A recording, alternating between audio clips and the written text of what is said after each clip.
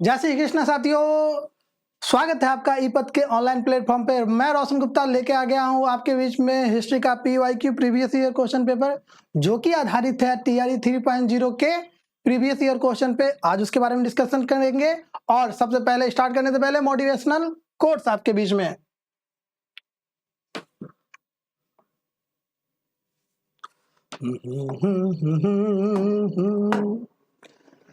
जिसके मन का भाव सच्चा होता है, जिसके मन का भाव सच्चा होता है, उसका हर काम अच्छा होता है, उसका हर काम अच्छा होता है। जिस समय हम लोग क्लास 10th में पढ़ा करते थे, उस समय हमारे गुरुजी कहा करते थे कि मारो धक्का तोड़ो पक्का, इसका नाम जवानी है, और जो उड़ाए माँ बाप का पैसा उसका नाम हरामी है। खूब मेहनत करके पढ़िए, आप लोग तो शिक्षक ही हैं। चलिए, पहले क्वेश्चन आपके बीच में ये रहा, इतिहास के किस चरण में हड़प्पा सभ्यता को रखा जाता है? ठीक है, तो यहां पर पहला ऑप्शन है प्रागैतिहासिक काल, बी पूर्व ऐतिहासिक काल, सी ऐतिहासिक काल, डी उपर्युक्त में से एक से अधिक, ई उपर्युक्त में से कोई नहीं। तो साथियों, हड़प्पा सभ्यता के बारे में कह रहा है। हड़प्पा सभ्यता जो है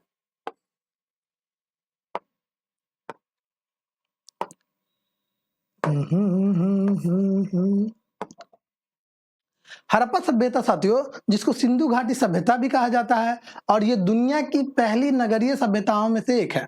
ठीक है, तो इसमें इतिहास के बारे में कहा। इतिहास को हम 3 चरणों में बांट सकते हैं। इतिहास को कितने चरणों में बांट सकते हैं?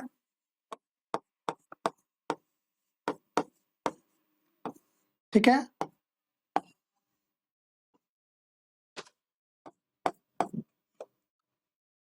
पहला होता है प्रागैतिहासिक काल,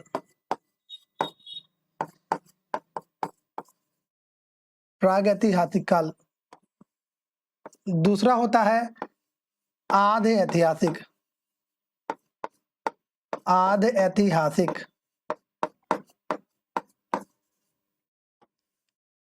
या इसको पूर्व ऐतिहासिक भी कहते हैं, या इसको पूर्व ऐतिहासिक भी कहते हैं।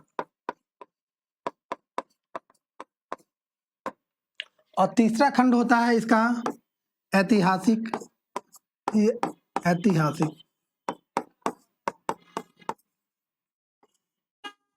तो प्राग ऐतिहासिक काल में जिस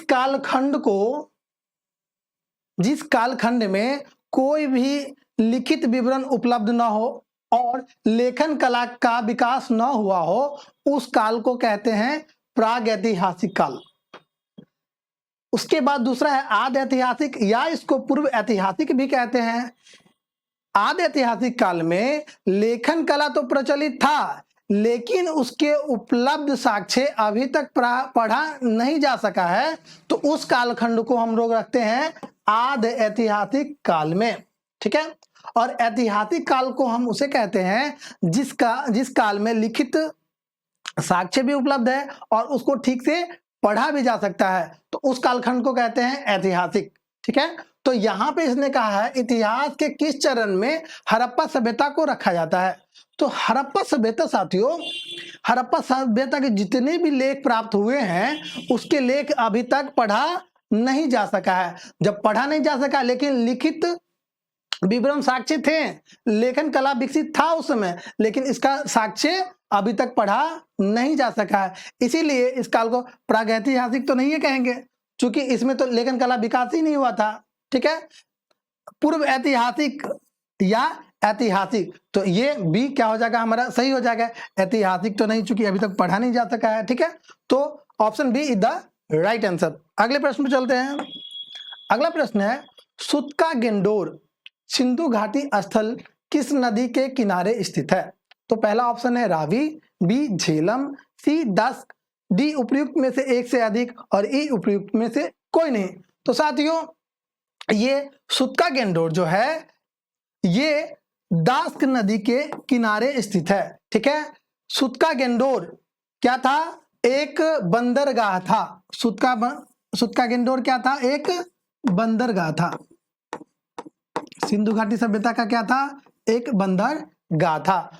सिंधु घाटी सभ्यता का 2 प्रमुख बंदरगाह थे, एक लोथल और एक सूत्का गेंडोर। ठीक है। अच्छा, सुत्का गेंडोर जो है कहाँ? तो वर्तमान ये बलूचिस्तान में है। कहाँ है? बलूचिस्तान। बलूचिस्तान कहाँ है? पाकिस्तान में। बलूचिस्तान में है। और बलूचिस्तान है कहाँ? तो ये है पाकिस्तान में।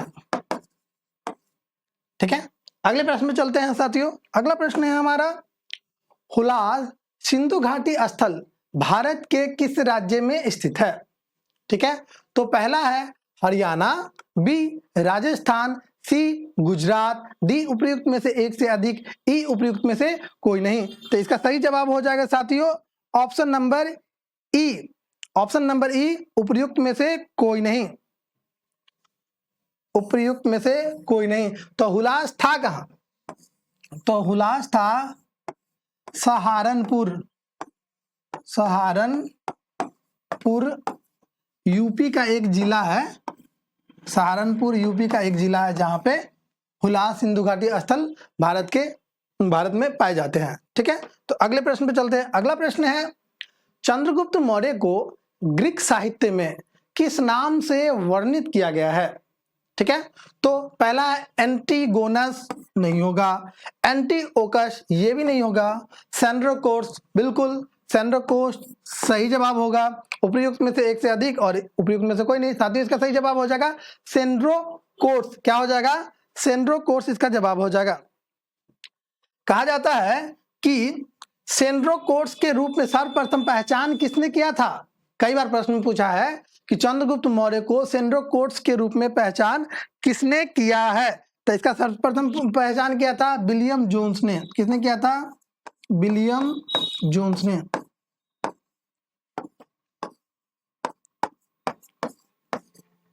चंद्रगुप्त मौर्य को सर्वप्रथम सेंड्रोकोर्स के नाम से पहचान किसने किया है? तो विलियम जोन्स ने किया। साथियों अगले प्रश्न में चलेंगे। अगला प्रश्न है, किस ग्रीक लेखक ने वर्णन किया है कि आर्याना राज्य चंद्रगुप्त मौर्य को विवाह में दिया गया था? तो पहला ऑप्शन है स्ट्राबो, बी जस्टिन, सी प्लूटॉर्क, डी उपयुक्त में से एक से अधिक और ई उपयुक्त में से कोई नहीं। तो इसका सही जवाब हो जाएगा साथियों ऑप्शन नंबर ए। ठीक है, दो लोग थे, एक स्ट्राबो एक एपियन। ठीक है, इन दोनों ने क्या किया था? बताया था, वर्णन किया था कि आर्याना राज्य जो है चंद्रगुप्त मौर्य को विवाह में दिया गया था। ठीक है, चलिए अगले प्रश्न में चलते हैं साथियों। अगला प्रश्न है, अशोक को बौद्ध धर्म में दीक्षित करने का श्रेय किसे दिया जाता है? मतलब बौद्ध धर्म में आने के लिए दीक्षा किसने दिया था? तो पहला इसमें ऑप्शन है निग्रोध, जो कि गलत है। उसके बाद उपगुप्त, बिल्कुल यही सही जवाब है। मोगलीपुत्तिस, ये नहीं होगा। ठीक है, चलिए, तो अशोक को बौद्ध धर्म में दीक्षित करने का श्रेय किसे दिया जाता है? Option number B Upagupta. अगले प्रश्न पे चलते हैं। अगला प्रश्न है, राज्यारोहण के किस वर्ष अशोक ने बोध गया की यात्रा की थी? ठीक है, तो अशोक का राज तिलक कब हुआ था? अशोक गद्दी पर कब बैठा था या राज तिलक कब हुआ था? अशोक गद्दी पर कब बैठा? तो 269 ईसा पूर्व। 269 ईसा पूर्व। अंग्रेजी में बोलेंगे तो बीसी। अंग्रेजी में बोलेंगे तो बीसी। अच्छा, राज्यारोहण के किस वर्ष में अशोक ने बोध गया की यात्रा की थी? तो राज्यारोहण के मतलब 269 ईस्वी के कितने साल बाद? 10 साल के बाद। पहला ऑप्शन है 8वां, नहीं। दूसरा है 9वां, नहीं। तीसरा है 10वां, बिल्कुल 10वें वर्ष किया था, मतलब 259 ईसा पूर्व में किया था। ठीक है, अगले प्रश्न पे चलते हैं। अगला प्रश्न है, किस लघु शिलालेख में अशोक ने त्रिरत्न बुद्ध, धम्म, संघ में अपनी आस्था व्यक्त की थी? तो पहला है भाबरू, दूसरा है गुर्जरा, तीसरा है मास्की, डी है उपयुक्त में से एक से अधिक, ई उपयुक्त में से कोई नहीं। साथियों इसका सही जवाब हो जाएगा ऑप्शन नंबर ए भाबरू। ठीक है, अशोक ने, ये भी प्रश्न कई बार आता है कि अशोक ने कलिंग युद्ध कितने अपने गद्दी पर बैठने के कितने साल बाद किया था? तो गद्दी पर बैठने के 8 साल बाद अशोक ने क्या किया था, कलिंग युद्ध किया था 261 ईसा पूर्व में। ये भी काफी वीवीआई है। कलिंग युद्ध अशोक ने कब किया था, 261 ईसा पूर्व में। पूछेगा ये गद्दी पर बैठने के कितने साल बाद किया था, तो गद्दी पर बैठने के 8वें वर्ष किया था।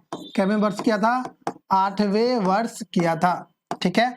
और ये भी आता है प्रश्न कि कलिंग युद्ध का वर्णन अशोक के कैवें शिलालेख में वर्णित है, तो ये अशोक के 13वें शिलालेख में वर्णित है।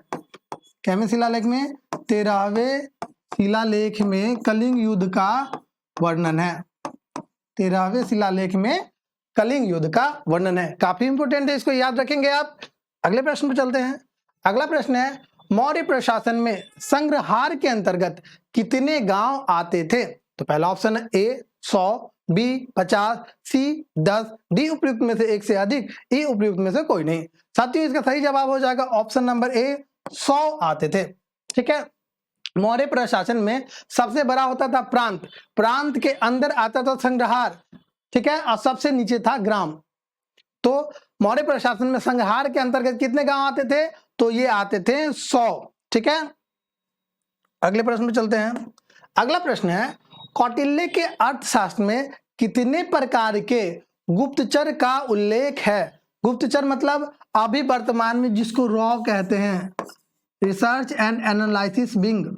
ठीक है। वर्तमान में जो रॉ है हमारे भारत का, उस समय इसको गुप्तचर कहा जाता था। कौटिल्य के अर्थशास्त्र में कितने प्रकार के गुप्तचर का उल्लेख है? पहला ऑप्शन है 2, दूसरा 3, तीसरा है 4, डी उपयुक्त में से एक से अधिक, ई उपयुक्त में से कोई नहीं। तो इसका सही जवाब हो जाएगा साथियों ऑप्शन नंबर ए 2। ऑप्शन नंबर ए 2 थे। एक क्या था, संचार, एक क्या था, संस्था, और एक था संचार।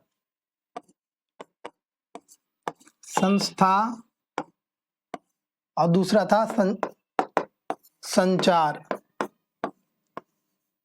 संचार गुप्तचर, 2 प्रकार के गुप्तचर थे,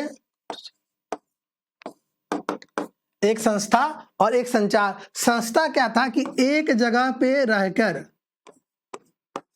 एक जगह पे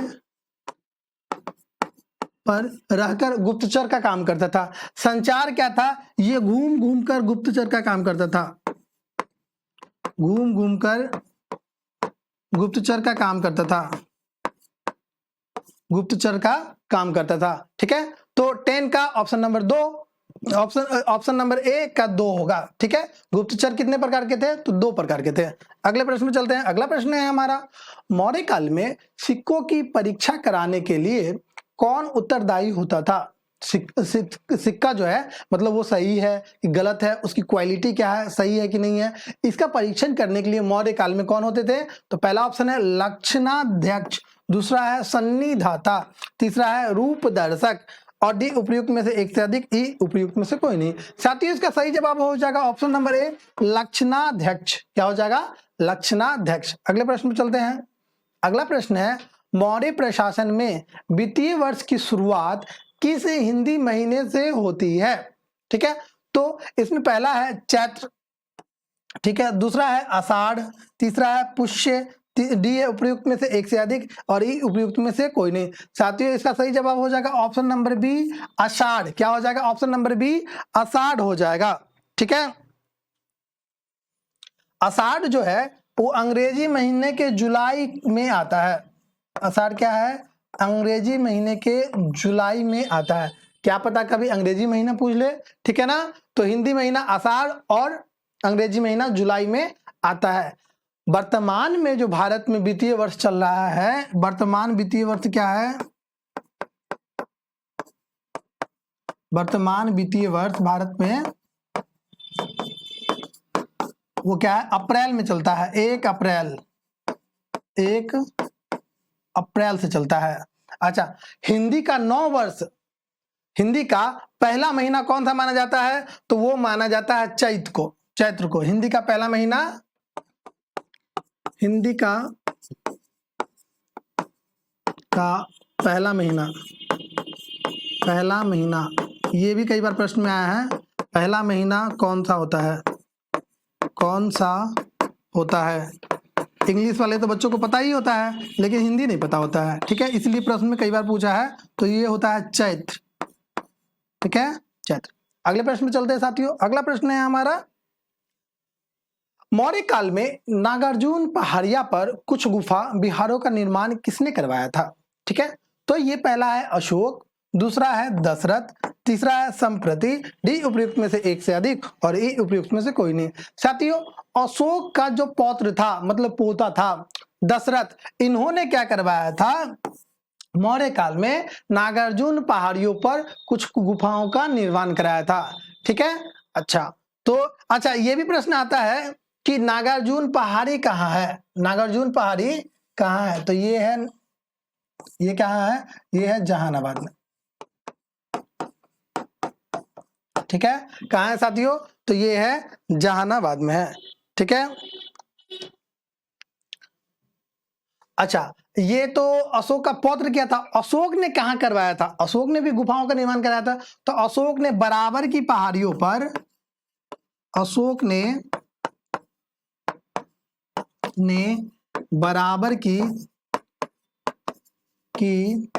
पहाड़ियों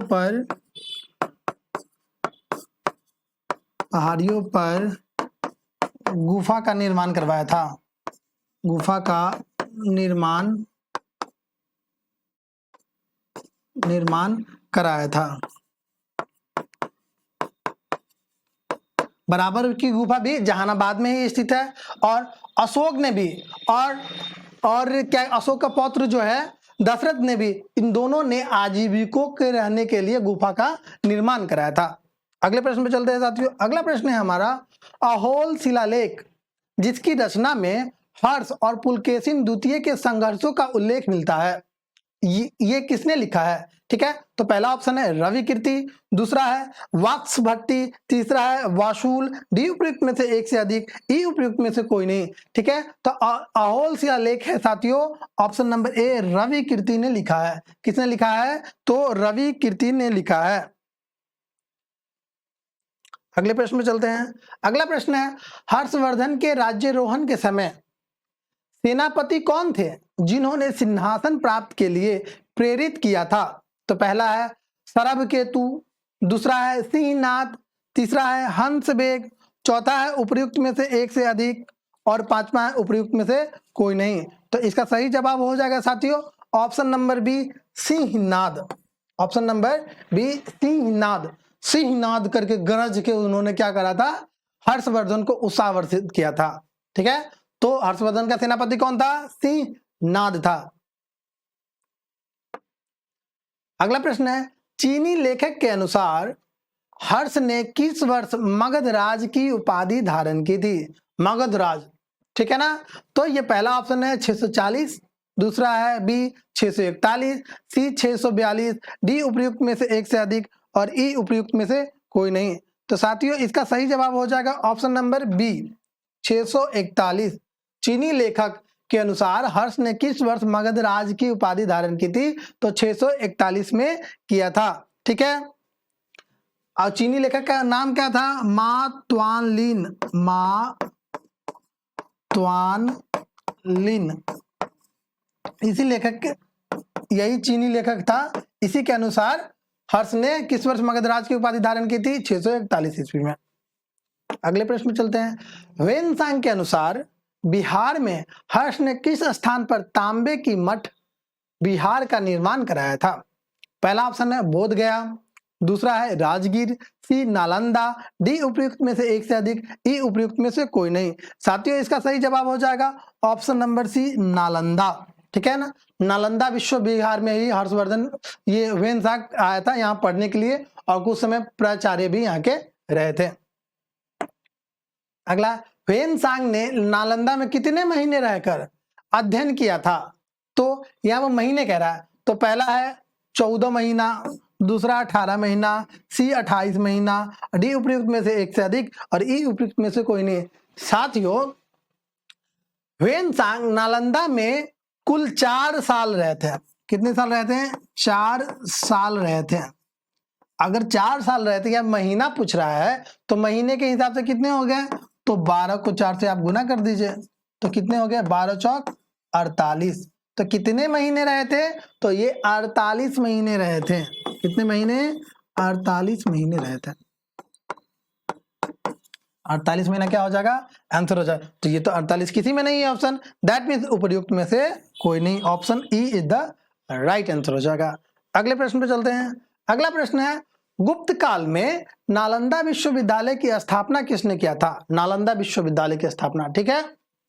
तो चलते हैं, पहला है इसमें चंद्रगुप्त विक्रमादित्य नहीं होगा, समुद्रगुप्त नहीं, भारत के नेपोलियन के नाम से जाना जाता है समुद्रगुप्त, भारत का नेपोलियन, भारत का नेपोलियन किसे कहा जाता है, समुद्रगुप्त को कहा जाता है। भारत का नेपोलियन किसे कहा जाता है, समुद्रगुप्त को कहा जाता है। लेकिन ये भी इसका सही जवाब नहीं होगा, इन्होंने नालंदा विश्वविद्यालय का स्थापना नहीं कराया था। उसके बाद रामगुप्त, इन्होंने भी नहीं कराया था। उपर्युक्त में से एक से अधिक और ई उपर्युक्त में से कोई नहीं, इसका सही जवाब हो जाएगा साथियों ऑप्शन नंबर ई, उपर्युक्त में से कोई नहीं। तो सही जवाब क्या हो जाएगा, नालंदा विश्वविद्यालय की स्थापना किन्होंने करवाया था, तो ये करवाया था गुप्त शासक कुमारगुप्त ने। किसने कराया था, गुप्त शासक कुमारगुप्त ने नालंदा विश्वविद्यालय की स्थापना कराया था। चलिए अगले प्रश्न पे चलते हैं साथियों। अगला प्रश्न है हमारा, किस चोल शासक ने श्रीलंका के राजा महेंद्र पंचम को पहली बार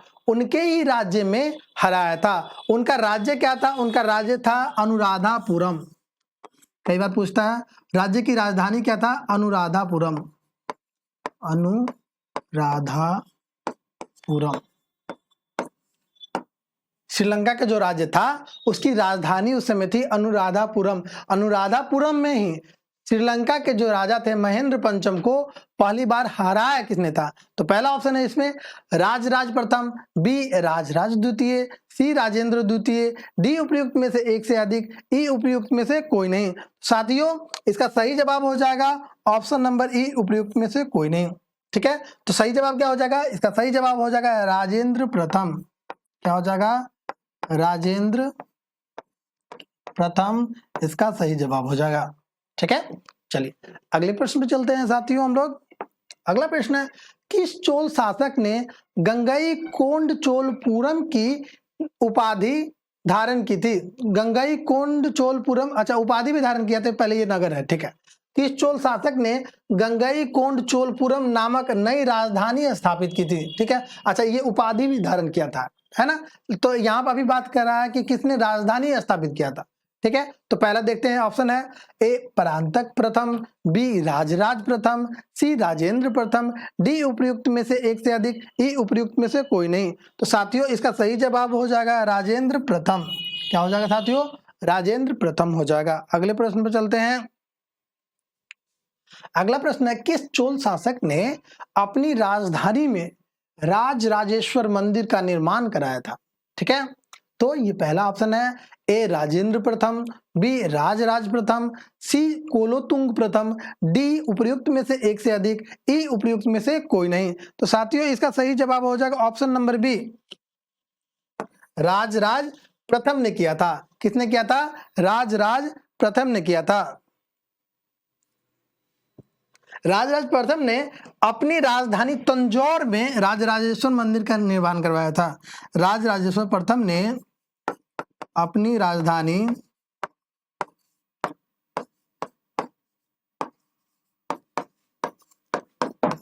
तंजौर में राजराजेश्वर मंदिर का निर्माण कराया था, ठीक है। अगले प्रश्न पे चलते हैं साथियों। अगला प्रश्न है हमारा, किस चोल शासक को समकालीन लेखकों में चोल नारायण कहा गया है। चोल नारायण देवतुल्य अपने आप को शासक क्या करते थे, उस समय स्थापित करते थे और मंदिरों का निर्माण इतना भव्य तरीके से करते थे और खुद को ईश्वर का प्रतिनिधि स्थापित करते थे, ठीक है। तो किस चोल शासक को समकालीन लेखों में चोल नारायण कहा गया है। पहला है राजेंद्र प्रथम, बी धीराज प्रथम, सी राजराज प्रथम, डी उपयुक्त में से एक से अधिक, ई उपयुक्त में से कोई नहीं। तो साथियों इसका सही जवाब हो जाएगा ऑप्शन नंबर ए राजेंद्र प्रथम, ठीक है। अगले प्रश्न में चलते हैं। अगला प्रश्न है, इल्तुतमिश ने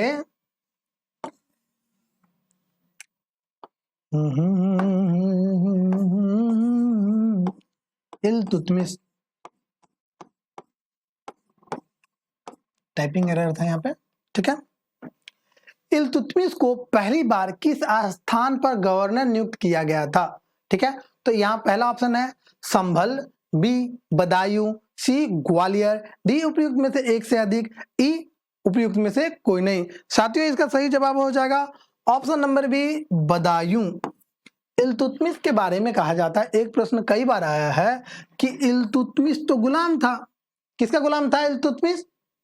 तो इल्तुतमिश कुतुबुद्दीन ऐबक का गुलाम था, ठीक है ना। तो कुतुबुद्दीन ऐबक ने इल्तुतमिश को कितने में खरीदा था?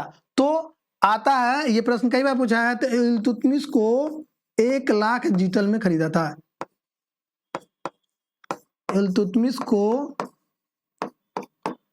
1 लाख जीतल में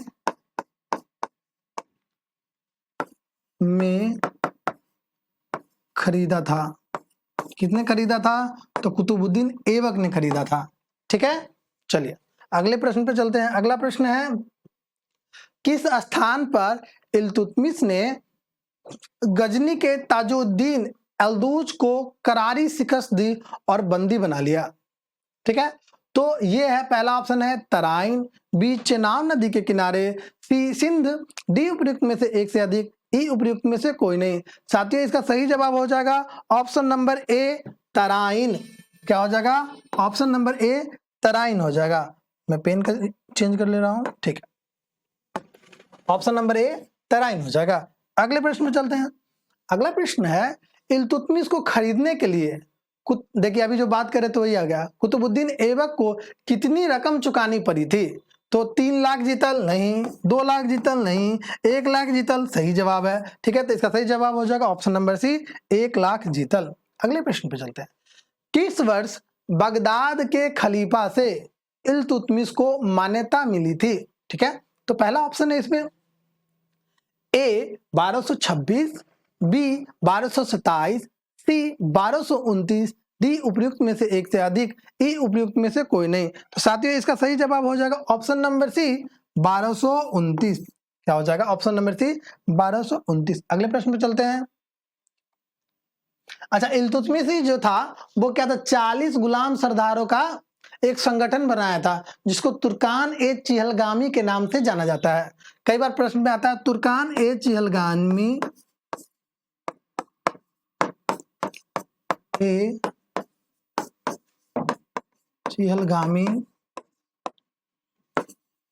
का निर्माण किसने किया था? तो ये क्या हो जाएगा? इल्तुतमिश ने किया था। किसने किया था? इल्तुतमिश ने किया था। इल्तुतमिश ने किया था, ठीक है। ये काफी भी आई है, इसको ध्यान रखेंगे आप। अगले प्रश्न पे चलते हैं। अगला प्रश्न है दिल्ली में कत्ल उल इस्लाम मस्जिद का निर्माण किसने करवाया था? तो पहला इसमें ऑप्शन है कुतुबुद्दीन ऐबक, बी इल्तुतमिश, सी बलबन, डी उपयुक्त में से एक से अधिक, ई उपयुक्त में से कोई नहीं। साथियों इसका सही जवाब हो जाएगा option number A Qutbuddin Aibak. अगले प्रश्न में चलते हैं साथियों। अगला प्रश्न है दिल्ली सल्तनत के इतिहास में किस काल को चालीसा का शासन कहा जाता है? ठीक है, चालीसा का शासन या तुर्कान ए चिहलगामी, चालीसा शासन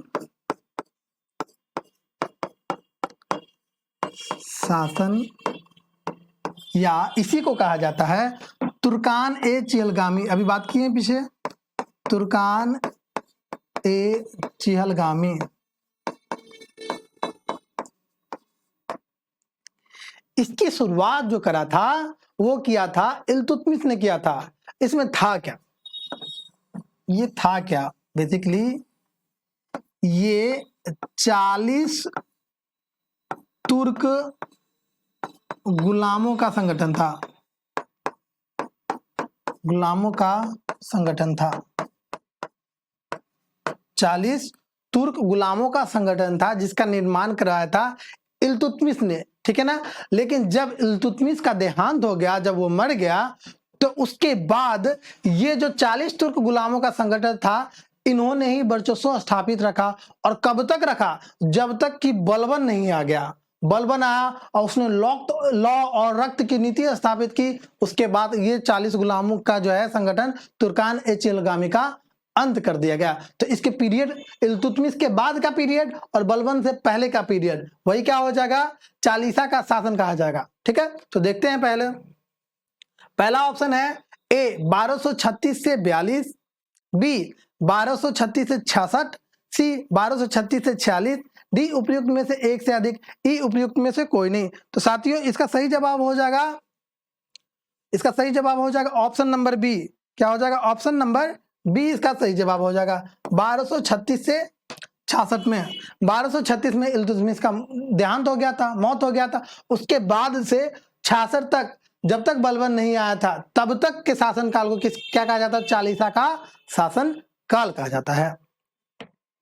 अच्छा, लॉ और रक्त की नीति किसने स्थापित किया था? यह प्रश्न पूछता है। लॉ और रक्त की नीति, लॉ और रक्त की नीति किसने स्थापित किया था? तो ये किया था बलबन। किसने किया था? बलबन। इसको उलूग खान की भी उपाधि बलबन को दिया गया था। इसी का जो दामाद था, ठीक है ना, उन्होंने ही उलूग खान की उपाधि दिया था। अगले प्रश्न पे चलते हैं।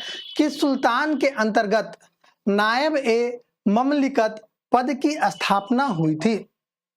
ठीक है ना। अच्छा, नायब ए ममलिकत जो पद है साथियों, वो सुल्तान के बाद आने वाला सबसे शक्तिशाली पद में से एक है, नायब ए ममलिकत। ठीक है ना। तो किस सुल्तान के अंतर्गत नायब ए ममलिकत पद की स्थापना हुई थी? तो पहला ऑप्शन है रुकनुद्दीन फिरोज, बी मुहिजुद्दीन बहराम शाह, सी अलाउद्दीन मसूद शाह, डी उपयुक्त में से एक से अधिक, ई उपयुक्त में से कोई नहीं। साथियों इसका सही जवाब हो जाएगा option number B Muizuddin Bahram Shah. ठीक है, तो चलिए। अच्छा, नायब ए ममलिकत पद पे बलबन भी रहा था। ठीक है ना। अपना जैसे कुछ समय पहले मनमोहन जी का जब सरकार था, मनमोहन सिंह का, तो वो मुखौटा के रूप में क्या थे? प्रधानमंत्री बने थे। अब पीछे से शासन कौन चल रहा था? आप तो जानते ही, राजनीतिक चीज है, इसलिए खुल के नहीं बोलना है। ठीक है, वैसे ही उसी प्रकार बलबन क्या था? नायब ए ममलिकत था, पीछे से शासन कर रहा था, लेकिन अपने दामाद को क्या बनाया था? गद्दी पर चढ़ा दिया था। ठीक है, नसरुद्दीन महमूद को वो गद्दी पे चढ़ा दिया था और पीछे से शासन कौन कर रहा था? बलबन। अंत में आकर बलबन ने खुद ही बागडोर अपने हाथ में संभाल लिया था। चलिए, तो अगले प्रश्न पे चलते हैं। अगला प्रश्न है, दिल्ली सल्तनत के इतिहास में प्रथम नायब ए ममलिकत कौन बने? तो पहला है मलिक जुनैदी, बी गयासुद्दीन बलबन, सी इख्तियारुद्दीन इतगीन, डी उपयुक्त में से एक से अधिक, ई उपयुक्त में से कोई नहीं। तो साथियों इसका सही जवाब हो जाएगा ऑप्शन नंबर सी इख्तियारुद्दीन इतगीन। ठीक है, दिल्ली सल्तनत के इतिहास में प्रथम नायब ए ममलिकत कौन बने? ठीक है, तो प्रथम कौन बने? इख्तियारुद्दीन इतगीन बने थे।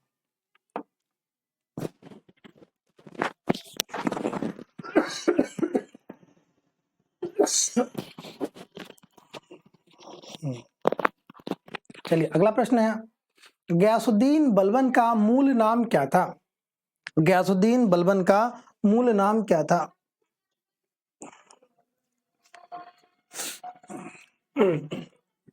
गयासुद्दीन बलबन का मूल नाम क्या था? पहला ऑप्शन है बदरुद्दीन, बी बहाउद्दीन, सी शमसुद्दीन, डी उपयुक्त में से एक से अधिक और ई उपयुक्त में से कोई नहीं। साथियों गयासुद्दीन बलबन का मूल नाम था बहाउद्दीन।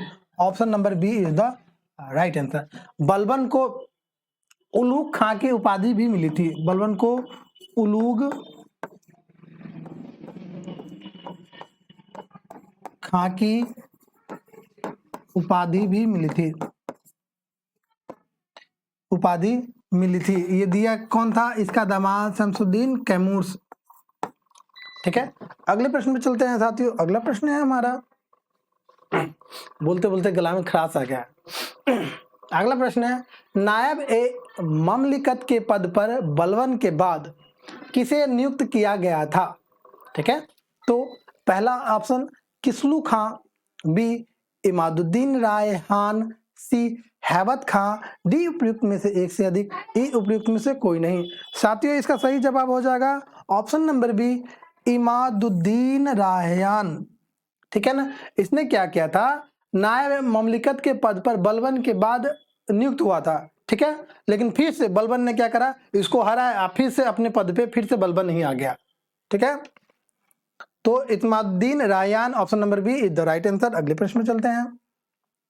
अगला प्रश्न है, सहधर्मियों की आज्ञाकारिता सुनिश्चित करने हेतु बलबन ने अपने सिक्कों पर क्या अंकित करवाया था।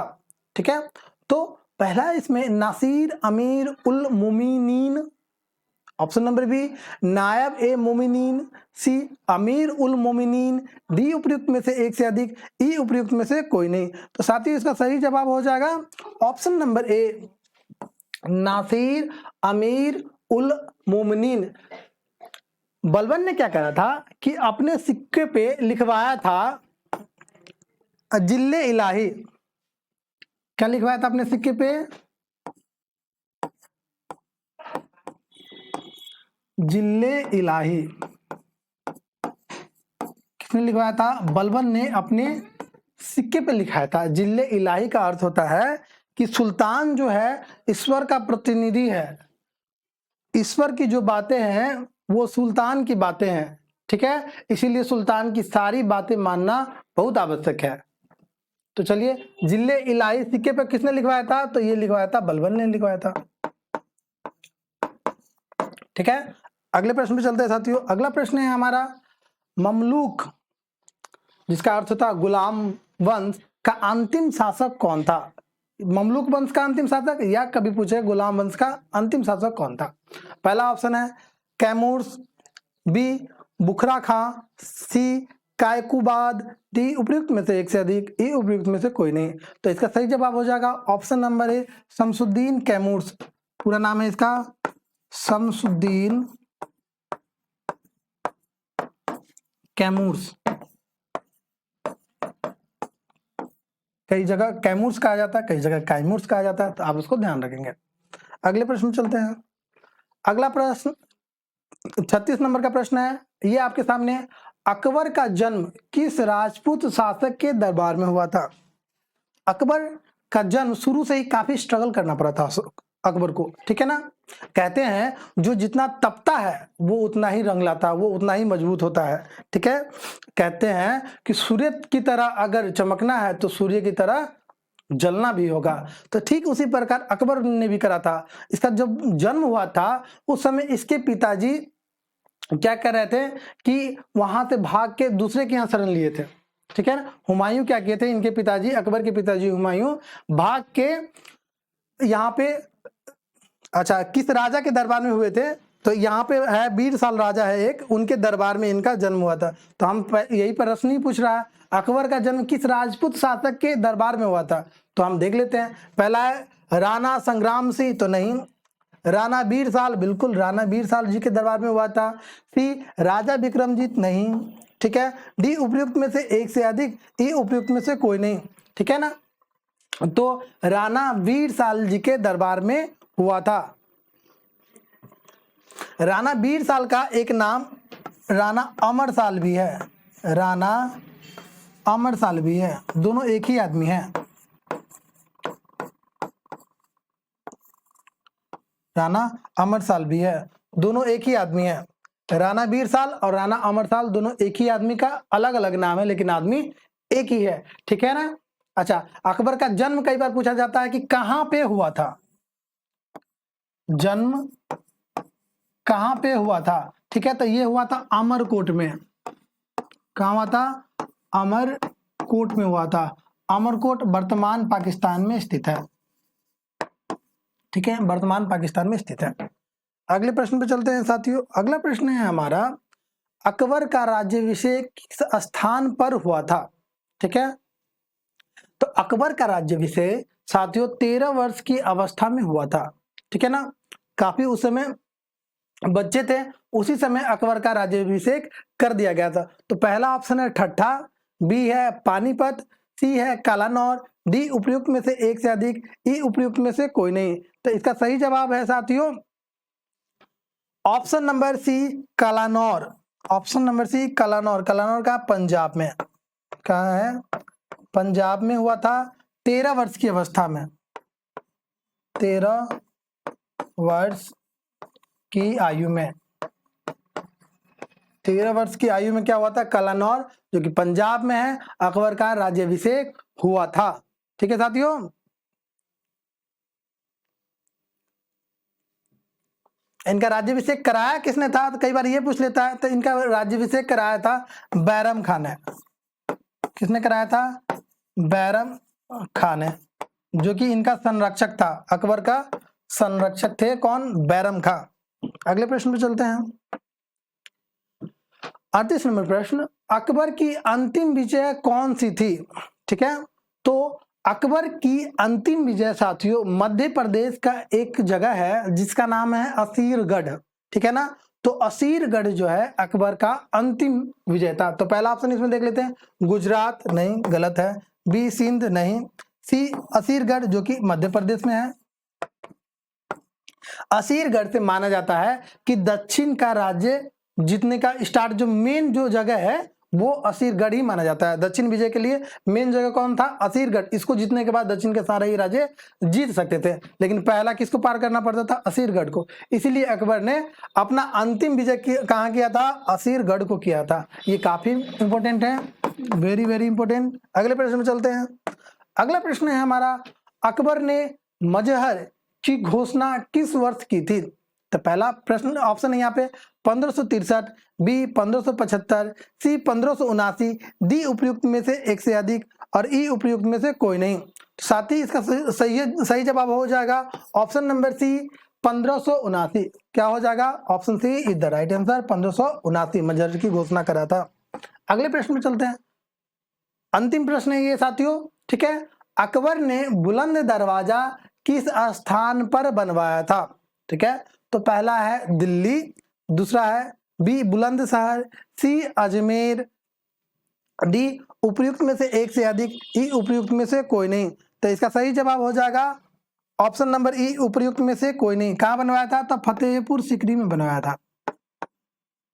फतेहपुर सीकरी में बनाया था। तो कहेंगे फतेहपुर सीकरी कहाँ है? तो ये उत्तर प्रदेश में है, यूपी में है। ठीक है, तो अकबर ने बुलंद दरवाजा किस स्थान पर बनाया था? तो फतेहपुर सीकरी में बनवाया था। कई बार प्रश्न आता है कि गुजरात विजय के उपलक्ष्य में अकबर ने क्या बनवाया था? तो इसका सही जवाब हो जाएगा अकबर ने बुलंद दरवाजा का निर्माण करवाया था। ठीक है, तो चलिए साथियों, हमारा जो क्लास है आज यहीं पे एंड होता है। आप अपना ख्याल रखें, स्वस्थ रहें, मस्त रहें। जय हिंद, जय भारत।